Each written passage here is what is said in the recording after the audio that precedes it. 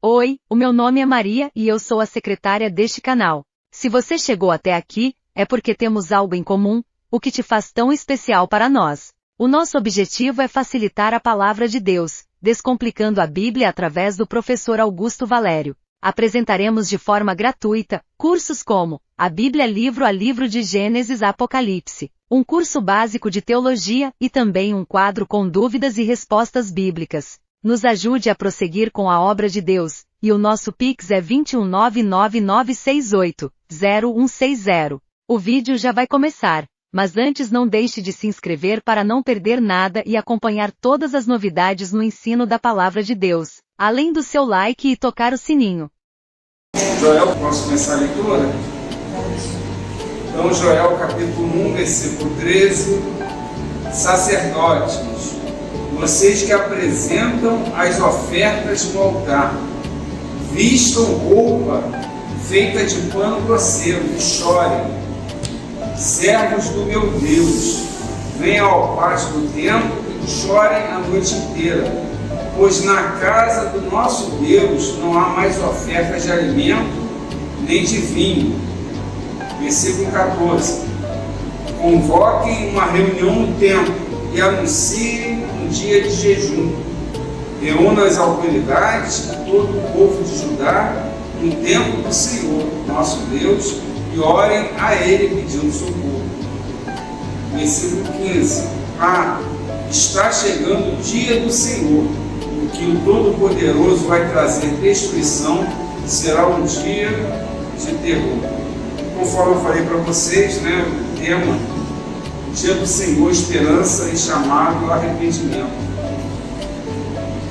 Assim como Judá, o povo de Deus, enfrentou fome e calamidade, nós também vivemos tempos desafiadores. Qual de nós aqui que não passa por um momento ou que a insegurança, a preocupação tem vindo à nossa mente? E Joel, ele adverte o povo falando sobre o dia do Senhor. Ele utiliza a praga de gafanhotos. Você pode achar estranho, mas por que eu colocar logo praga de gafanhotos na Bíblia? Porque seria algo de mais temível dentro do contexto daquela época. A praga de gafanhotos, ela traria uma devastação total sobre a agricultura. Tudo aquilo que o homem poderia comer teria sido devastado. Como consequência, os animais também não teriam o que comer e também morreriam. Como o homem sobreviveria? Então Deus usa o profeta Joel para sinalizar o que de pior poderia acontecer na vida do homem. E ele adverte o que seria esse dia do Senhor, o dia de prestação de contas. E aí, esse dia de prestação de contas, ele tanto vai pelo lado do mal quanto pelo lado do bem. Por quê? Todos aqueles que praticaram o mal, uma hora vai chegar a prestação de contas. E todos nós que somos cristãos, a gente às vezes fica refletindo: Senhor, será que tu não está vendo o que está acontecendo? Será que tu não presta atenção naquilo que estão fazendo de mal? Mas não se preocupe, porque a hora de todas as pessoas chega. E essa hora de prestação de contas de Deus, Deus é um Deus justo. Ele não deixa passar em branco. Só peço a vocês que me lembrem quando for 10 para as 6 ali, para não passar do horário. Tá? E as incertezas, as fraquezas, as crises, elas nos cercam. E tudo isso nos deixa muito preocupados. Isso reflete noites de sono e até na questão da nossa própria, no sentido de você estar bem, de você estar com um senso de humor ou não, enfim, às vezes alguns ficam até com cara amarrada, porque tudo reflete no nosso ser. E Deus quer que a sinceridade e o arrependimento, por quê? Porque o dia do Senhor nos chama a uma mudança de coração. Todos nós que temos o coração quebrantado, essa advertência, ela nos chama para que a gente venha ter mudança. Porque se a gente parar para pensar, qual é a grande essência do Evangelho? A grande essência do Evangelho é mudança, é quebrantamento de coração. Deus sempre quer, Ele foca sempre no coração. Apesar de muitos imaginar que a frequência nas igrejas é o que mais importa. Eu me envolvo com ministério infantil, eu me envolvo com ministério de idosos, eu me envolvo com a questão social, mas fora dali da igreja eu sou uma peste. Entende? Deus, Ele quer o que? Quebrantamento de coração. Por isso que Ele aborda sobre aqui, sobre a questão do dia do Senhor, que é o dia de prestação de contas, né? E a gente sabe que Deus é zeloso por sua terra, por seu povo, e Ele oferece esperança. Só que em muitas situações a gente acaba pensando que diante das dificuldades nós temos como se tivéssemos uma situação de em que nos escorar. Mas Deus, Ele quer sempre que haja quebrantamento de coração. Então cada um de nós temos um largo espaço para melhoria. Só que nem todos pensam dessa forma. A gente ora, Senhor, abençoa nessa área, Senhor, abençoa naquela outra ali. Só que vocês devem lembrar que em Mateus 6, buscai o reino de Deus, toda a sua justiça, todas. Ele não coloca algumas, ele coloca todas as demais coisas. Então, precisamos buscar o reino de Deus. O que é buscar o reino de Deus? É buscarmos para nos tornar pessoas quebrantadas que venham agradar a Deus. E a consequência natural, sem que você peça, ela de forma natural, Deus lhe trará. Vamos lembrar de Salomão? Salomão pede o que você quer. Senhor, me dê sabedoria para governar o seu povo. Aquilo agrada tanto a Deus que Deus faz o quê? De forma consequente, Deus acaba lhe trazendo riqueza, paz, enfim, tudo aquilo. Então, às vezes, algumas pessoas, eu acho até engraçado que outro dia alguém me fez uma pergunta na mensagem: professor, eu sou pastor, você acha que é errado estabelecer que as pessoas devam pedir de uma forma que às vezes as pessoas não estão pedindo de acordo com... Eu falei, cara, assim, você faz algo de acordo com a vontade de Deus. Lembra de Provérbios? Provérbios fala que quando você agrada do Senhor, que até os inimigos você não faz contigo. Gente, assim, as coisas são tudo natural, sabe assim? Tudo de uma maneira natural, a gente sermos pessoas que agradam a Deus de forma natural. Ele vai te prover os recursos, Ele vai te trazer paz diante das situações, enfim. A gente às vezes quer, como uma coisa de louvor, sermos tão religiosos, não tem que me envolver em tantos ministérios dentro de igreja, tem que fazer tantas coisas, mas o nosso coração continua sendo duro, permanece daquela forma. Por isso que quando ele coloca sobre a questão do dia do Senhor, é que independente da situação, Ele vai prover todas as suas necessidades. E em meio às dificuldades, confiemos na fidelidade dEle, pois Ele restaura, Ele abençoa e Ele oferece salvação. Então, Joel aqui, ele profetizou sobre o dia do Senhor. E assim como Pedro também citou essas palavras de Joel no dia de Pentecostes. Então a gente vê que o Novo Testamento se utilizando de algumas palavras, citações do Antigo. E assim como no dia do Pentecostes, quando desceu o Espírito Santo, habitando em todos nós, nós somos chamados a compartilhar o Evangelho e colher almas para o reino. Mas colher almas para o reino de que maneira? A nossa vida prática. Não vai adiantar a gente ser exímios conhecedores de versículos, de palavras, de textos, se a nossa prática de vida ela não acompanha aquilo que nós falamos que somos, né? E aí o dia do Senhor é uma realidade que nos desafia, nos inspira, sabendo que Deus está no controle de todas as situações. Diante do Senhor, será que algum de vocês acha que a tua situação está fora do controle de Deus? Não, se houver alguém que acha que Deus está ele não está olhando por você, ou a tua situação está fora do controle dele. Se você acha, né, que a gente até faz uma oração em relação a isso, que nada saiu das mãos dele. No versículo 16 de Joel, sem podermos fazer nada, vimos as nossas plantações serem destruídas. No tempo do nosso Deus não há alegria nem festa. Nos campos secos as sementes não brotam, não há colheita de trigo, os depósitos de cereais estão caindo aos pedaços. Versículo 18: o gado está mugindo de fome, e os bois andam tontos de um lado para o outro, porque não há pasto. As ovelhas também estão morrendo. Eu clamo a ti, ó Senhor. As árvores e os pastos estão secos, como se um fogo tivesse queimado tudo.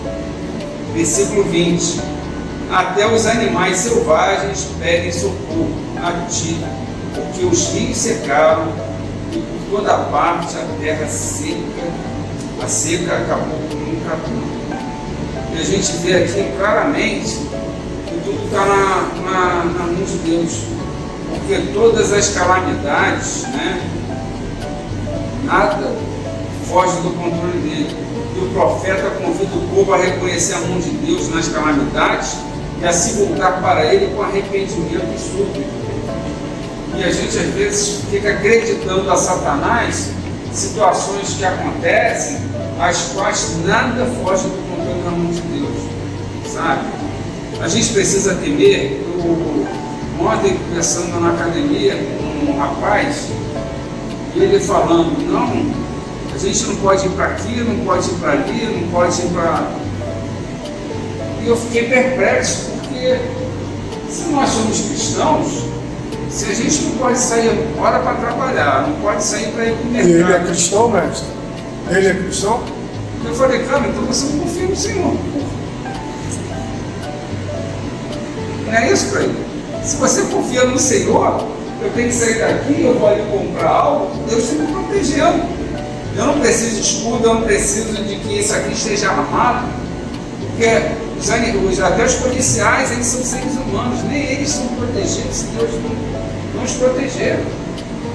E a gente às vezes nós dizemos que somos cristãos, mas a nossa fé é tão pequenina e a gente confia tão pouco no Senhor, a ponto de dizer que a gente tem medo de todo lugar. Eu falo para ele, falei, rapaz, eu não tenho temor, eu não desafio a Deus, eu não pego e vou fazer uma loucura, ir para lugares, entrar em meio ao fogo cruzado. Exatamente, mas eu tenho que andar com minha vida natural, de forma natural, sendo prudente, mas confiando que Deus está no controle de tudo, que Ele está nos guardando. Porque senão nós estaremos o tempo todo, não, eu confio no Senhor, mas na realidade eu não estou confiando, né? E as dificuldades e sofrimentos fazem parte da vida, mas não definem o nosso destino. Todos nós sofremos dificuldades, nós enfrentamos dificuldades, passamos por sofrimentos, mas elas não definem o nosso destino. A parte final vem da mão de Deus. Deus é que vai definir o nosso destino. Mas o nosso destino está vinculado à forma como você age. Porque não adianta a gente dizer que nós somos de Deus se a gente acaba dando volta nos nossos próprios irmãos, nos nossos próprios vizinhos. Não adianta a gente falar que a gente acaba sendo de Deus, né? O arrependimento verdadeiro, ele abre caminho para o perdão e a restauração. Quando nós estamos realmente arrependidos, são aberturas que nos dão para quê? Para que o caminho do perdão e a restauração sejam de forma consequente. Sabe? Tem muitas situações que a gente às vezes não quer perdoar, mas às vezes nos faz ter a possibilidade de um novo caminho, de uma nova história. E a fé em Deus nos dá força e esperança para enfrentar qualquer situação. Lembra daquela palavra que foi citada aqui no início do nosso culto, no nosso momento com Deus aqui, da palavra resiliente? Então, a fé em Deus nos dá força para que a gente seja resiliente em enfrentar os problemas, as situações adversas, as calúnias, as mentiras, as adversidades. Naquele dia, na sexta-feira, uma amiga ali chegou para mim, ficou conversando um período comigo ali naquele churrasco, e ela falando, olha, a gente pode abrir um processo, porque com todas as possibilidades. Eu falei, não, sabe, porque quem nos vive é o Senhor, eu pertenço ao Senhor. E a palavra, quando ela fala que não coloca o teu irmão na parte jurídica, é porque ele é que vai tomar conta dessa situação. Então tem situações que a gente, às vezes, nós ficamos zelados, ficamos chateados, mas a gente não vai promover algo que vá edificar, né? Prejudicar uma pessoa exatamente para que a gente seja edificado. Não, a gente precisa deixar na mão do Senhor, porque o Senhor cuida de nós. E quando ele diz que nós somos propriedade dele e a vingança pertence a ele, conforme ele aborda sobre esse Deuteronômio, a gente não deve realmente mover palha contra ninguém, sabe? A não ser que seja uma parte jurídica relacionada a uma empresa, a uma questão, ou assim, se fosse uma coisa externa, né, que alguém venha te prejudicar, ou uma série, alguma coisa que seja mais grave. Mas fora isso, a gente tem que deixar na mão do Senhor, porque senão nós estaremos fazendo justiça com as nossas próprias mãos. E como nós somos propriedade dele, o mal que faça para cada um de nós, essas pessoas vão dar conta do Senhor.